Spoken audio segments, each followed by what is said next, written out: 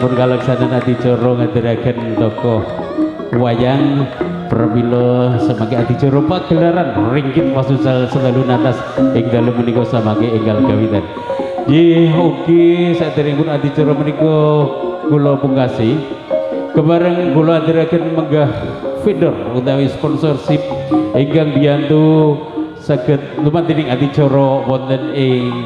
dalu menika. Ingkang sepisan ugi sedaya warga RT 57 terpulu pengasih Kulon Progo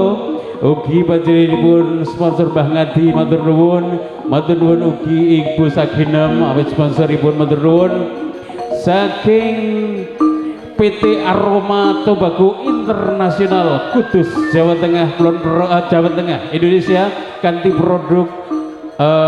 rokok aroma matur nuwun awit sponsoripun sound system PSN luar biasa profesional audio matur nuwun Widodo Syuting matur nuwun sponsoripun Bakmi Pak Yatin Group matur nuwun ugi rencang-rencang owner rencang-rencang pengusaha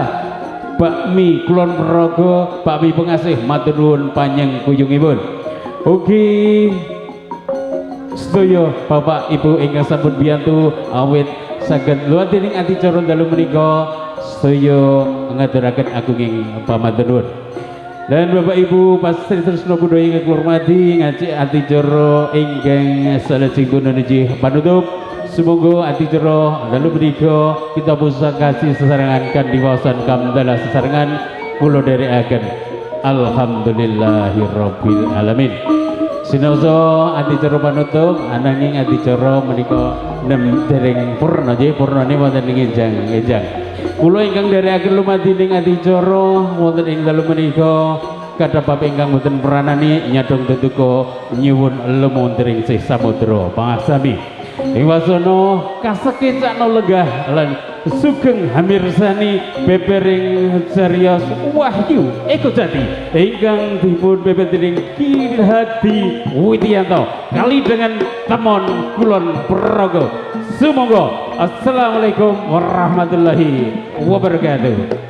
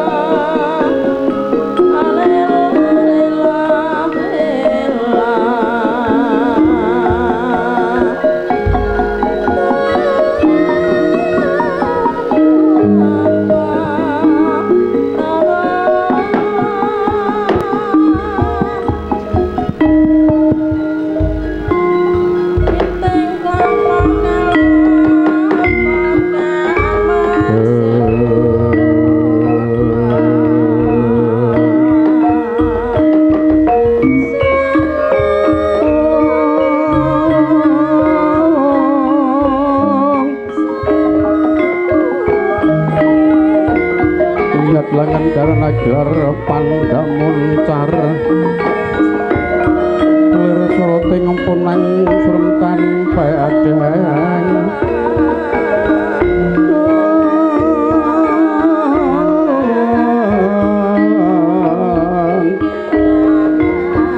mulato pacaring purnami gegono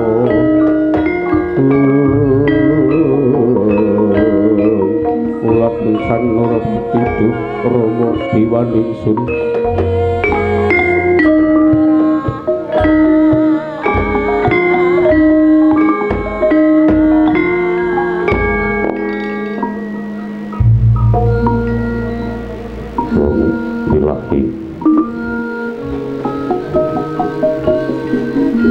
wilahi ngawit numastu purnomo sidem kawin numastu lan timbang jagat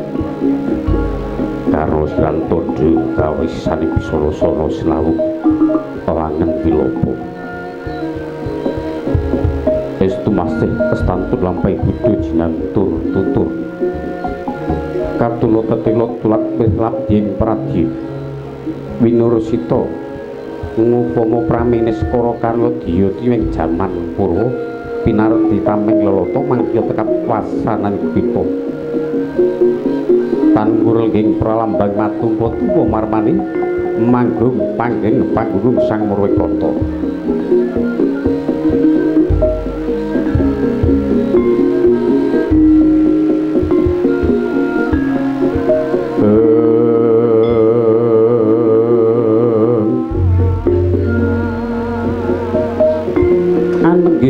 negari pundhita ingkang pinurwen carita sakmangke ingkang kinarya kaeka adi dasa purwa murwani tembung kawi basa ika marang sawiji adi luwih dasa 10 purwaraning kawitan nadyan gulaning jagat percakada kathah titeng jawata ing kasangguing pratiwi kasonganing akasa kapit ing samudra kadang samyanggana ras mila bebasan ngupaya negari sewu datan antuk sadosa satus datan bisa ngaturaken kekalih amung sajuga kang kinarya purwaning kondhan inggih kocampa punika kagambaraken adeging kraton Dwarawati ya kraton Dwaraka ya srebat ing negari Jenggala Manik yekti negari Panjang Kunjung Pasir Wukir Loh Jinawi Gemaripah Karta Tata lan Raharja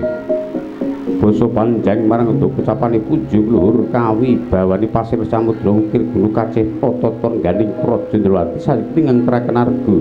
ngajengaken samudra ngayunaken bandaran langkung ageng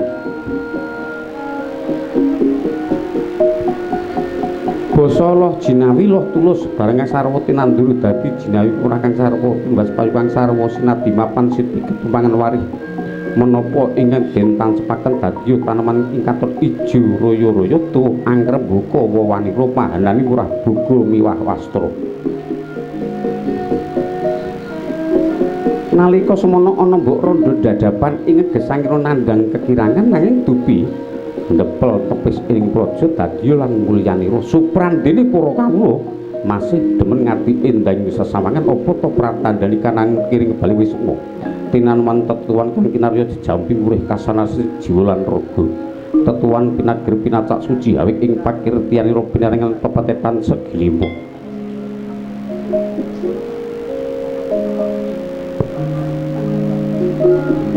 basa gemah soripah gemah nyandra para lakune dagang layaran nang kuda lur siang panturati datan wonten kendhati lumados saben warsa parandene datan wonten ingkang nyipta prigya bayaring marga miwah durgamaning awan sakala bisa dadi sudagar ing sugih nyatane bisa yasa magedhong ingkang magrung-magrung basa ripah pratandha para kawula ing samiya cumandhuk wonten salebeting praja ketingal pasangan wisma jejel habibit aben cukit tepung tarites tumpang talang sambung blandar papan werdi lulu ketingal rupak basa karta Pratandha eca manahe para kawulit ingkang samiya miyah raja kaya wanginira lembu maesa kudu ayam kambangan lan sak panunggaling wedatan cincang tu kenanjang lintuh siang agelan mugi pangunan lamun latri wangsul dhateng papan ketingal anggenira suwang-suwangan basa tata pratandha tentreming para kawula samiya antut luntut sayu rukun hangangkat tata karyan praja gesang tata titi tentrem ayom-ayem rariji marmari bangkit sangganing para nayaka watur anggenira pangsesuluh dhateng para kawula babagan kula kedaning para amung kisma amung tani ingkang dening stani panca pambudidaya panca kelima pambudidaya wis mestani wiwit saking pangmilih wiji pangupa karaning tetanmang ngantos dumugi ilining tirta saking raharjane gari durca siraji marang wilalating Sinalindra dasar Sinalindra junjung luhur kang catur prakara dharma hita tanuhita sumahita myangsara hita lampahing pengadilan giya nindakaken dana wis siasat lirit datan hambau kapini pilih kasih parang sapadha-padha wis kondhang dumugi manca negari yen to kraton Durawati pinangka dadi pangleburing angkara murka kata raja maraja Dunratu maratu samya nungkul aris datan linawaning ayude malah kathah samya ngaturaken bolo bekti kang glondhong pengarang menggaing tata gelar ngaturaken pisungsum nanging menggaing batos amung kayuyun marang puyaning kautaman ing tebih manglung celak tumiyung amung kaprabawan kalurahan Sang Nata Ndrawati pramila kathah para raja saben kala mangsen ngaturaken pundhutaning ratu peni-peni raja peni guru bakal guru dadi setya lan widuri terus padang tingale ageng obore tebih kumarani tengah ing parangmuka mila kasusra kajena yen to Nalindra Ndrawati pinunjul kinasyaning Jawata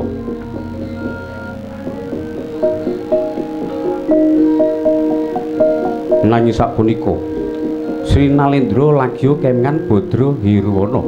Badra iku Surya Hirwana mendung pindha Surya kang kalimengan mending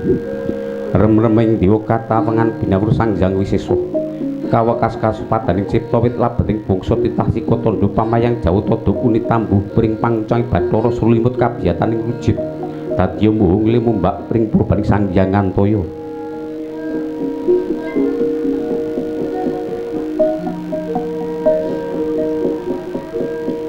sinten to dasa naman Sinarpati ing Durawati dasa iki 10 nomaran Sri Ratu Narpati wis hamestani Nalindra ing ngasta panguwaos kanthi mangkuringin sakembaran sinembah sangganing para kawula hajejuluk Sang Prabu Sri Bathara Kresna Harimurti Danardana Padmana Bolengkawa Manik Sasra Sumena yen to kacarita keprabu dalem Sang Rata ngagem kutha kencana jamaah susun tiga kinanjing Garuda marap Garuda mungkur utah-utah sinangga Praba Kencana Badung Giwankara kalumpingan sungsun kalih sesupit tajuk Sutya sakembaran ulur-ulur naga karareng dawala ngrastetali kasampiraken agemanira wangkingan warangka ladrang kandelan tinatah tinaturenggo sarungan cendana sari ukiran ke Praba niat paningset sindhi jelonggro ngepek bludru wungul timang gapurat tunggul sak jagung agengnya kampuh limar ketanggi uncal mas ginepeng boro pupus ijo warnane kanan saha kiring apepinggil kencana reneka sarpa paripurna ngrasuk busana Prabu Dina Sang Pandhawa pindha Bathara Wisnu kang angih jawantah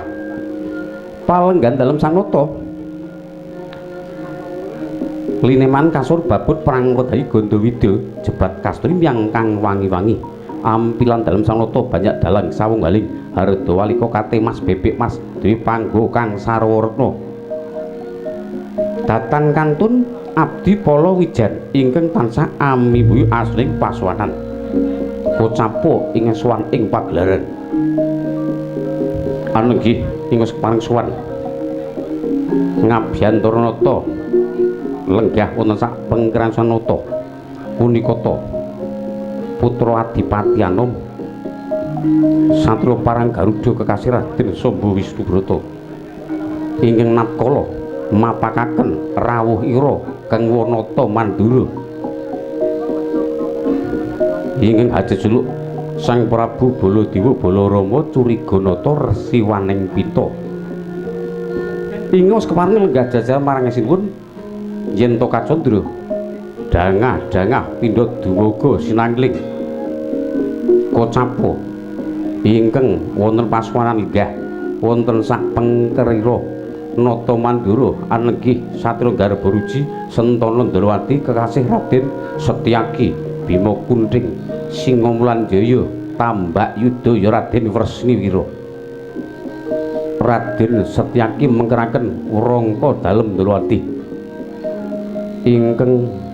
hapeparap Saryapati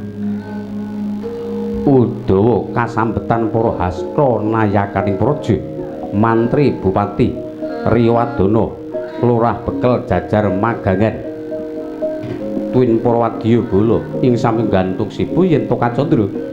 amblabar samudra kang tanpa tepi suwani para kawula yen to Kacandra pindha andhaya-ndhaya pacak suci kayu areng mangalir dumugi pangurahan mangilen dumugi wandilan mangetan dumugi munggangan saking kathahing para kawula ing sami hanangkil yen to Kacandra pindha samudra nadyan kathah ingkang samya hanangkil katon edi lan peni suwani para kawula awit den tata dening Sang Riyawati ingkang saking Saloka swasa kencana lan sesota soroti pating karanya pating paluncar yen to Kacandra pindha wana kang karebun mangsa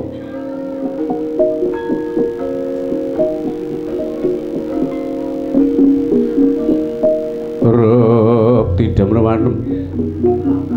tanana benine walang alisih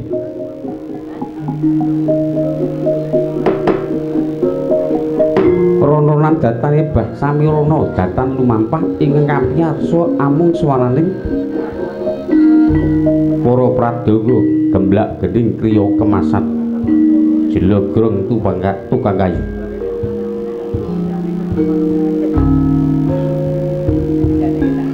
pasemone yen to Nandrawarsa miyos Siniwaka slumpret ingkang munya gemerah senjata geng munya rambah kaping 3 nangidupi uninga yen to Sinandrawa miyos sigra ngangsek suwani para kawula katitik bodling prajurit ing caos hormat tambur miyang slumpret senjata geng munya rambah kaping 3 yen to Kacandra pindha surak kang ambata rubuh candrai pindha paseban kang kalebu damu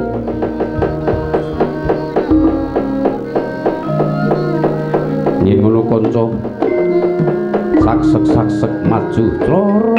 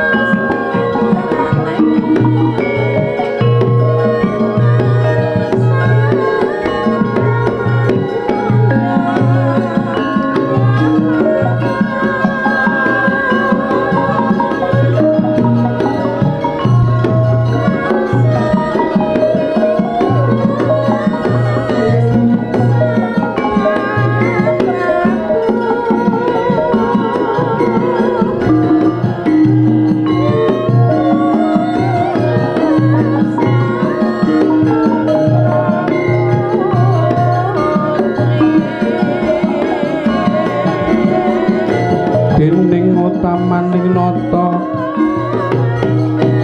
bir putih bawlaksana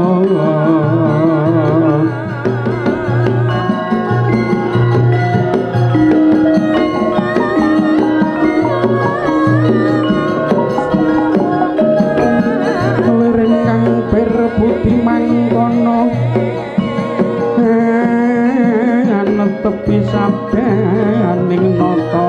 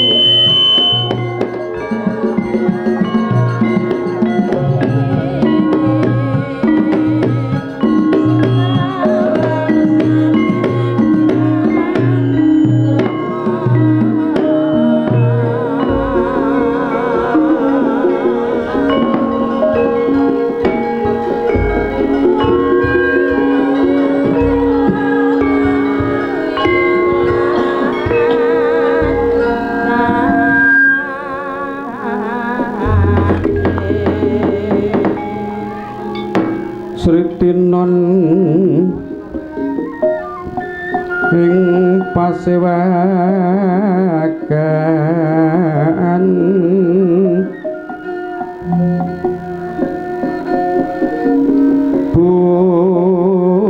busana maneka warana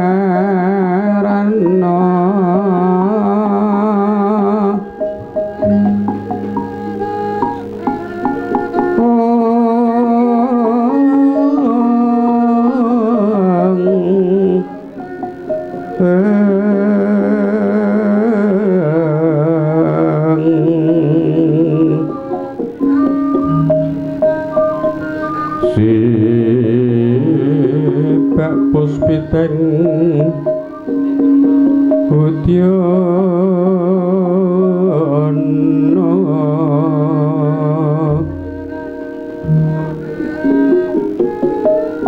yang pandra kang sarwa Rukma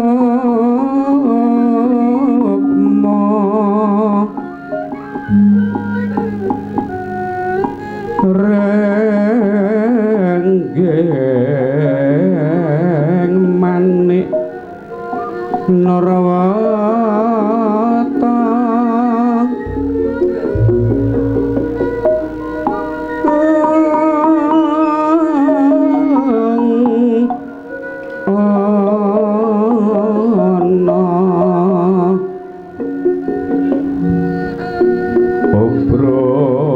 Prabanyo sumirat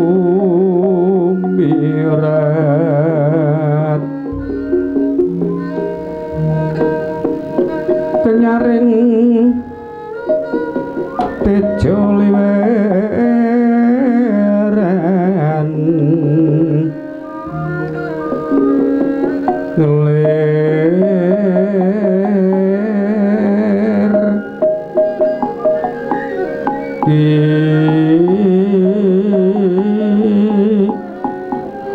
lan sisiring dadi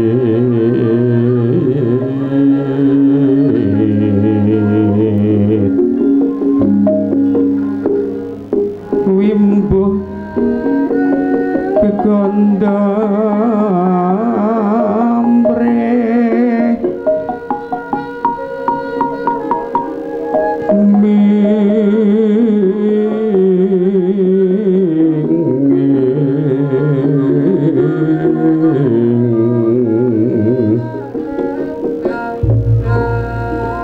Gatyuping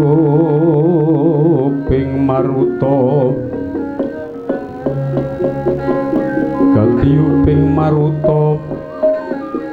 mendo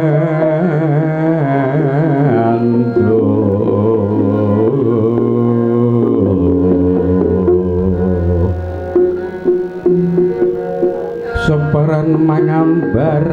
kungas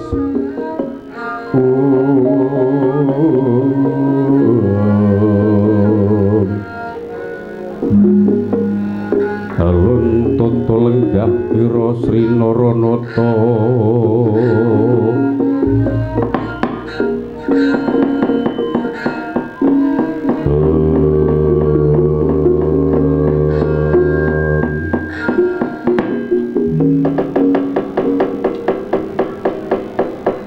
yata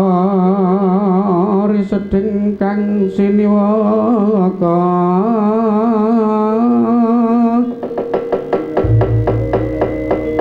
Maha Prabu Sri Bathara Kresna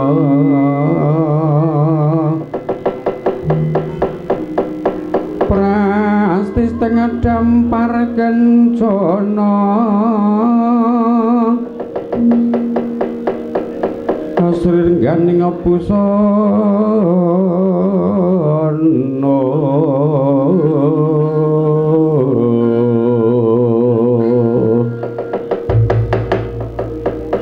kinon trangakon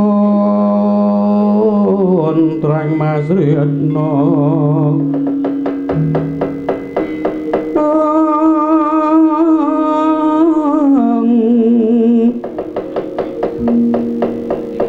Yayah Hyang Wisnu Bathara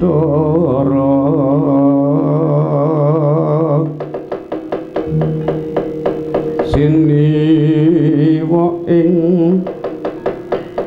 tinju maya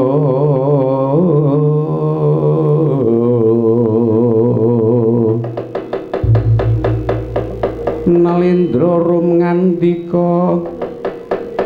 Nalendra rum ngandika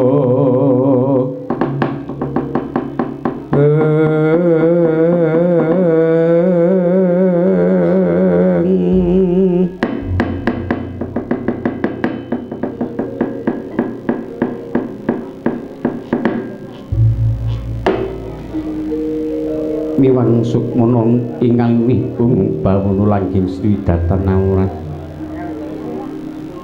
mengkoto Kakang Pati Udawa aja dadi kejuting pamikir jeneng sira ingsun timbali maju ana ing ngarasaning sun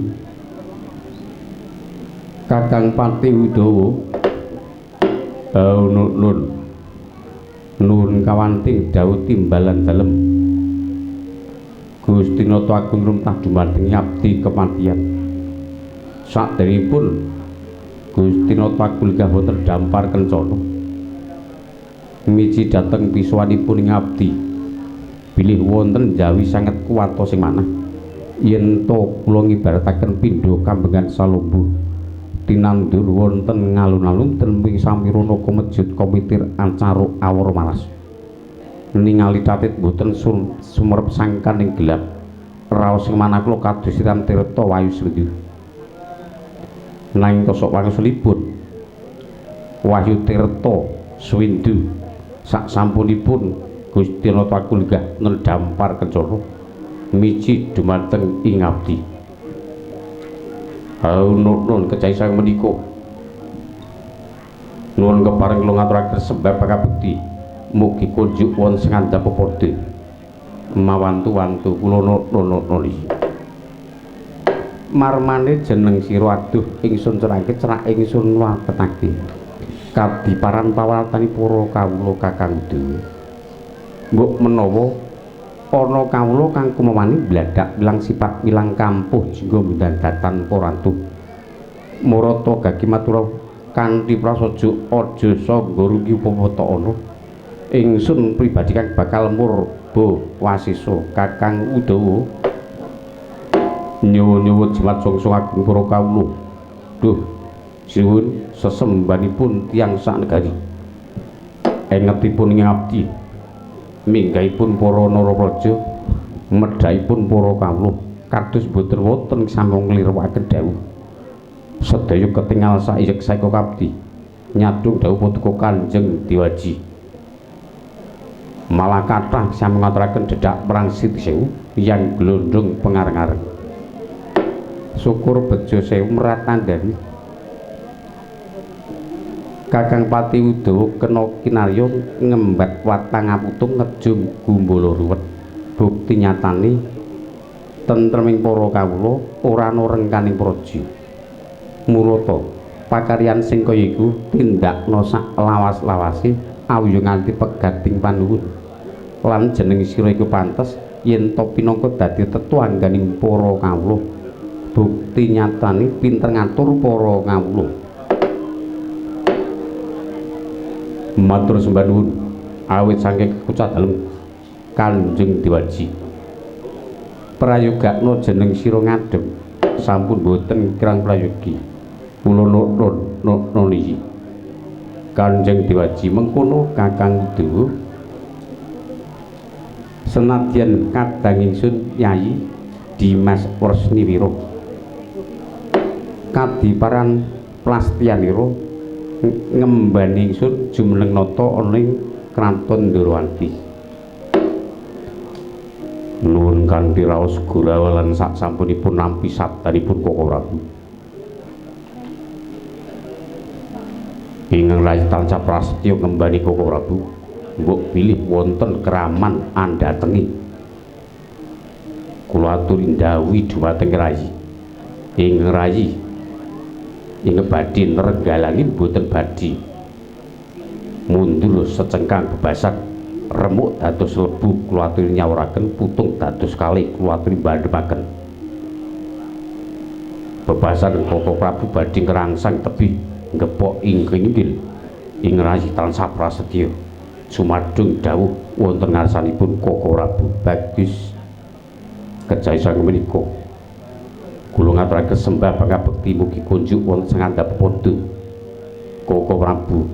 ingsun tampa ora liwat pudya pangastuti ingsun gagi tampan ana Yai nuwun kapundi wenten mestaka ndadosaken jimat paripih caya nur cahya saketa muwana balaksana mengkono prayogakna jeneng sira ngadhep sampun boten kirang prayogi kula nuli kejawi saking menika mangkih Koko Prabu sak sampunipun lenggah kanthi prayogi Koko Prabu Mandura nuwun kepareng lajeng ing rayi jengandika hangaturaken pasegan sinang brata apucangan gambirambun sata prayogi manggih raharja sak pratanipun Koko Prabu jagat tiga Pandhawa katedha kalih gumurdu sipana kramne Yayi kang rumetah marang Kakang upamane Yayi kang kamner kadange werda pun Kakang pengentikan Yayi suka pambagya marang Kakang pengentikan Yayi tak cancang kucing rimo tak sampirake ana pundak tumiba nang pangkon dadi jimat rah daging kayuanan nanging kosok balene Yayi kang kamner kadang muda pun Kakang kula pengetikan Yayi tak cancang kucing rimo tak ketelaken dodo tiba padha-padha nampa pamujine Yayi lan pangestunipun para pinisepuh yen to praptanipun Kakang ora ana walangan sawiji apa tulus ing widodo nir ing sabikala Koko Prabu ngendika nir kados mempeng ngenir ning nyepe cilik malah kegujengan Koko Prabu Manggirarjo Yai syukur binagi sewu sak praptanipun Koko Prabu Sombo Dimastiaki Kakang Udawa ayo padha aturna pangabekti marang pepundhen sira ing nembe wae rawuh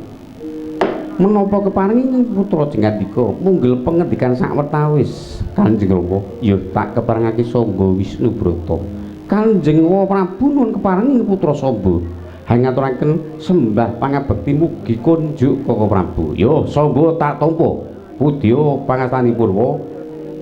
tampanana Samba Wisnu Brata nuwun kapundi wenten setaka dadosaken jimat sageta mowahana bawa leksana mengkono Samba Wisnu Brata Koko Prabu Manggirarjo pamujimu Dimastiaki bekti kula kunjuk ya tak tampa Yai pudya pangastanipun Kakang tampanana nuwun kapundi wenten setaka dadosaken jimat paribih sinuwun Manggirarjo saha bekti kula kunjuk ya pangestumu Kakang Udawa bektimu tak tampa tak ketelekana pranaja tiba padha-padha matur sembah nuwun Kanjeng Diwani mengkono Kakang Dewi kejawisange menika Koko Prabu sak sampunipun lenggah kanthi prayogi ingkang rayi sak kadang tansah nyuwun gunging samudra pangaksami jalaran ingkang rayi sak kadang menika dereng nyugata gambir empur sari tirta ingkang sarawi miraos ya wis ora apa-apa durung disugata ora apa-apa sing pokok angger wis diparingi cara niki dedaran ya wis anane mingkur pun Kakang bisa matur syukur bejo sewu mung gumunku Ndarawati iki biasane iki anteng ning tangane do nritik yen pundi ae swara sape-ape diwak-wek nganti bingung lerek mikir nek wis apik yo tinggalan lunga golek tahu kopat kono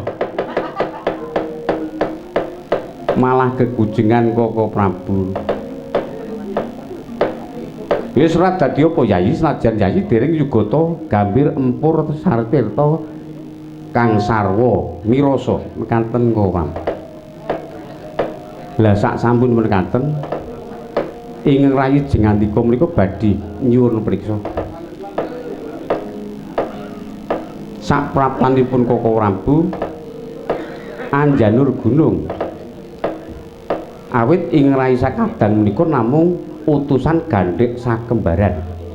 nanging satemah Koko Prabu netepi menapa dados atur kula kersa tedhak rawuh wonten Sitinggil Binaturata Kraton Ndarawati mengkono Yayi jalan pun Kakang netepi apa sing dadi pekendikan Yayi gandheng pun Kakang nampa cecala mbok menawa pancen ana wigati banjur saiki pun Kakang bakal nyuwun priksa apa to mungguh wigatine lah kok Yayi Kresna apa ngaturake nawala supaya pun Kakang tedhak prapta nang Ndarawati mbok ila-ila yen pancen Yayi Kresna ki kangen marang pun Kakang mbok kersa prapta ana negara Mandura dadi ila-ila iki jejer Mandura ora kok Ndarawati terus nganti liyer iki namung dereng ki mawon sak sampunipun Koko Prabu kersa rawuh mangke gentosan kula badhe sowan wonten Mandura lak ngono dadi padha-padha lembutuhake lan ngraketake kekadangan lan paseduluran kasinggihan Koko Prabu. Banjur Yayi tak aturi medhar sabda mungguh wigatos sing ngarsa lan dupitane penggalih. Yayi ngersake prabten kula Kakang kuwi ana wigati apa mekanten Koko Prabu. Menapa kepareng ing rayi badhe suka atur dhateng Koko Prabu. Ya tak keparengake pancen tak tunggu Yayi Krasa supaya medhar sabda pun Kakang tansah midhangetake kanthi wijak setala-tala kasinggihan. Lah menika ngaten Koko Prabu. Kula ngaturi rawuhipun Koko Prabu niki saestunipun. Kula badhe matur wiwit purwa madya ngantos wusana. Ya gagi ngendika Yayi. Rikala semanten bilih purunan kula pun Abimanyu kaliyan pun Dewi Siti Sendari menika sowan wonten Ndarawati. Piyambakipun dereng matur menapa-menapa lajeng muwun wonten ngajengan kula. Sak sampunipun purna anggenipun muwun lajeng ing rayi suka pengentikan. Wis mesti Abimanyu muwun ana ngarsane Yayi Kresna kuwi mbok menawa gegetunen. Jalaran natkala semana Yayi Kresna uga melu njodhokake dhawuhe antarane apa Siti Sendari marang Abimanyu. Lah ana ngono kuwi Yayi Kresna. Wong tuwa kuwi senajan pradah nek kurang wicaksana dadi salang susur sesip sembire nyempyok ing aradan. Saiki Yayi Kresna tak tempuhke. Burunanku Abimanyu kuwi muwun mestine gegetunen. Mergo anggone palakrama kuwi sak nyatane ora ketemu tiba becik jalaran antane Abimanyu lan Siti Sendari kuwi nom tuwanen tuwa wedoke awune. Wis saiki Yayi Kresna arep bangga apa? Didi perkawis menika. Oh alah. Dudu bab palakrama Didi.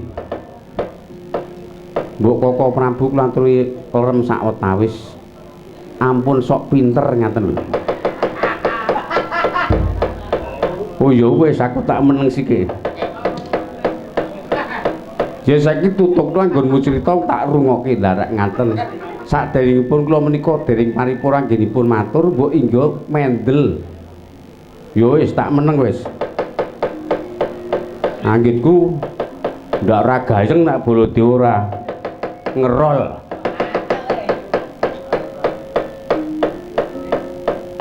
Babakan anggenipun nuwun menika mboten bab palakrama menika Didi. Nanging piyambakipun matur wonten ngarsanipun Kang Rayi. Aturipun Abimanyu kaliyan pun Siti Sendari. Bilih natkala semanten Abimanyu menika dipun tilari negari utawi kraton. Inggih menika Tanjunganom. Utawi kasatriyan Tanjunganom ingkang nilari menika Kang Eyang Suwargi Prabu Joko Amijaya. Lah piyambakipun kempuran Abimanyu menika nampi wangsitipun Jawata inggih supados lestantun anggenipun angrimat kraton Tanjunganom utawi kasatriyan Tanjunganom menika wau bilih pun Abimanyu nggenturaken tetegi saengga nampi pralampita sasmitaning Jawata ingkang dumeling wonten talingan awujud pasumpenan Koko Prabu. Ya wis terusno tak rungokke. Sak sampun ngaten Abimanyu matur bilih kemutan dumateng eyangipun Suwargipun Joko Amijaya nampi pralampita bilih purun Abimanyu badhe mulyakaken kasatriyan Tanjunganom badhe mbangun Tanjunganom larak ngono sedyanipun Abimanyu nampi sasmita badhe mbangun Tanjunganom menika kedah mawi sarana kuwi pralampita saka Jawata aturipun Abimanyu kedah mawi sarana anggenipun mulyakaken Tanjunganom seranane apa lah menika ngaten Koko Prabu pramila kula ngrawakaken Koko Prabu sarana menika mangke tasih magebokan dumateng Koko Prabu pramila panjenengan kula aturi rawuh wah wis calone kekenan minggu aku titi bab biyo per biyo Koko Prabu anggenipun bangun kasatriyan Tanjunganom Abimanyu kedah ngudi utawi kalenggan Wahyu Eka Jati Abimanyu wis bisa nampa dereng nembe kemawon talak Brata mbok menawi menika mangke Jawata ngudanani menika mangke saged kalenggan Wahyu ya semoga-moga lipratin tutuk banjur bisa nampa kanugrahan kasinggihan Koko Prabu lajeng angka kalih srananipun Abimanyu mbangun kasatriyan Tanjunganom menika kedah mawi kalenggan Puspita Wijaya Kusuma aku kira kagunganmu wis mangsa bodho yen pancen Yayi Kresna kuwi nyengkuyung apa kang dadi sedyane Brunanku Abimanyu ya kudune wis aja nganti duwe rasa awel marang Brunanku Abimanyu mboten badhe kula paringaken menika mangke pinangka sarana larak mengkono dadi senengane wong tuwa iki kudu anak polah bapa kepradah kasihet lajeng ing angka 3 Koko Prabu angka 3 menika anggenipun bangun kasatriyan menika kedah tinenggahan utawi kalenggan pusakanipun Koko Prabu ingkang aran pusaka Nenggala ning ming disuwun ngampil iji namung ngampil mboten badhe dipun suwun ya nek ming nyilih oleh dilo rong dilo wis ora nganggo anak-anakan rapopo wis sing penting disilih balikke rampung perkara nganti sasen-sasen ora apa-apa iki lajeng ingkang pungkasan sarana menika kedah bilih kasatriyan Tanjunganom kedah dipun waosaken pusaka Ngendraprasta ingkang aran pusaka Jamus Klimasada ya wis bener kuwi bener pancen Klimasada kitab sing ngilmu sing sejati pinangka dadi tuntunan para kawula lan pandoming para ratu iya kok leres Koko Prabu pramila saking mriku Koko Prabu kantun badhe ngestreni menapa dados sedyanipun Abimanyu ha meskipun kakang bakal nyengkuyung lan ngestreni apa dadi sedyane Abimanyu menawi ngaten monggo sareng-sareng Koko Prabu sak menika tedhak wonten Tanjunganom monggo sithik pun kakang kepengin takon kok dadi Yayi Kresna bisa medharake yen to anggone mulyake kasatriyan kudu nganggo Wahyu Eka Jati sepisan angka 2 nganggo Puspita Wijaya Kusuma angka 3 Nenggala sing pukasan waosan Klimasada aku saiki tak takon kondange Ratu Ndrawati Bathara Kresna ki ratu sing wicaksana pinter sadurung winarah yen pancen wicaksana aku tak takon kudu bisa merdekke Wahyu Eka Jati dadi Yayi Kresna bisa kendika kaya mengkono yen ora ngerti werdine wis rasa ngendika Yayi Kresna mangerti apa ora tegese Wahyu Eka Jati mboten ngertos Koko Prabu larak tenan Dadi kondange Yayi Kresna kuwi jan asline iki ora ana apa-apane.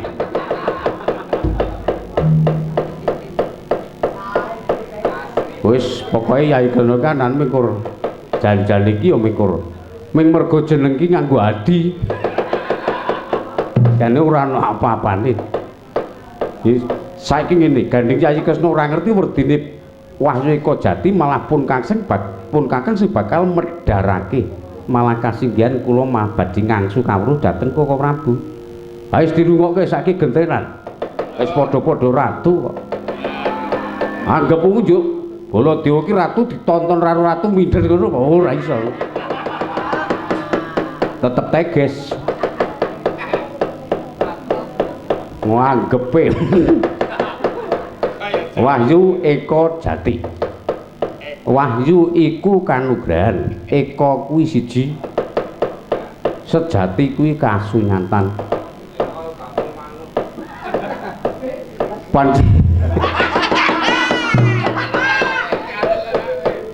Wis Baladewa karo Mejang padake bakul manuk. Setan iki. Wahyu Eka Jati kuwi ateges ya mung siji Abimanyu sing bisa gayuh mergo ki pancen kusumaning satriya sing bisa nggenturake tapa. Mula ora ana ora mu kaliyan Abimanyu ki pinaka dadi pancering ratu mergo bisa gayuh wahyune Jawata. Iki lajeng Puspita Wijaya Kusuma. Puspita kuwi kembang Wijaya kuwi menang. Kusuma kuwi ya kusumane negara. Besok Abimanyu yen bisa dadi ratu kuwi pinangka tetungguling para ratu ya Kresna. Iyi. Lajeng pusaka Nenggala menika werdinipun. Nenggala kuwi mung tembung kekawi saknyatane Nugala. Ateges luku garu luku para among tani sing nganggo garu luku nggambarake besok Abimanyu kuwi dadi ratu ora kok mikirke mung kepentingane dhewe nanging mikirke kawulane mergo pancen suku saka gurune negara ki pancen para kawula bisa dadi ratu yen ora ana kawulane arep ngratoni apa ngono Yayi Kresna. Iya. Lajeng ingkang pungkasan pusaka Klimasada. Kedah dipun waosaken pusaka Klimasada. Menika werdinipun kados pundi? Sing jenengane Klimasada kuwi tuntunan kautaman Yayi Kresna. Mergo sak jroning kitab Klimasada kuwi tuntunan kautaman. Upamane Yayi Kresna kuwi bisa apa bisa mangerti cara niki bisa maca Klimasada sakwise bisa maca yen ora iso nglakoni isining Klimasada wah bodho kalani iso muncling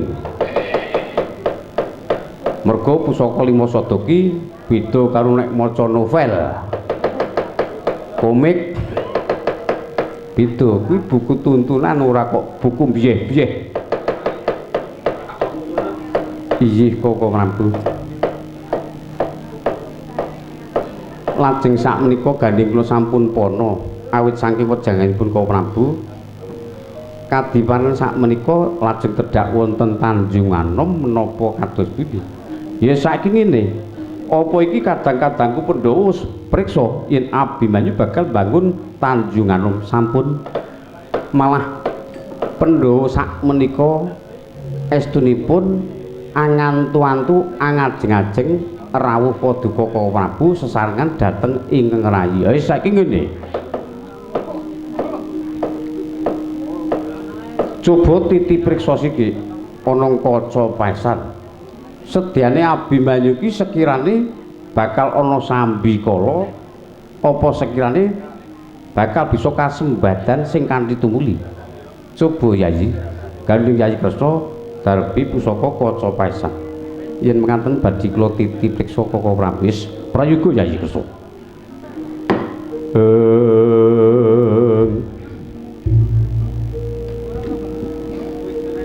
Leng-leng ramjang ningkang driya lirwang candra kata wengan sumu ing tias lir katuridan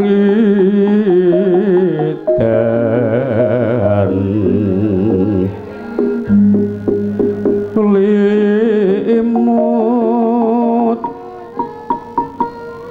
kampyataning rudit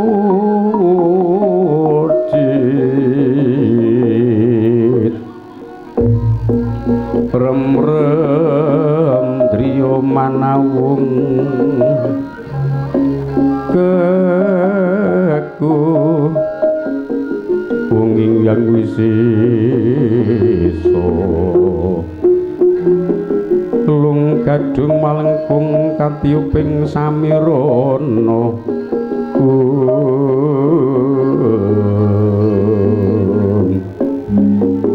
tanono kang kuciwa memanisi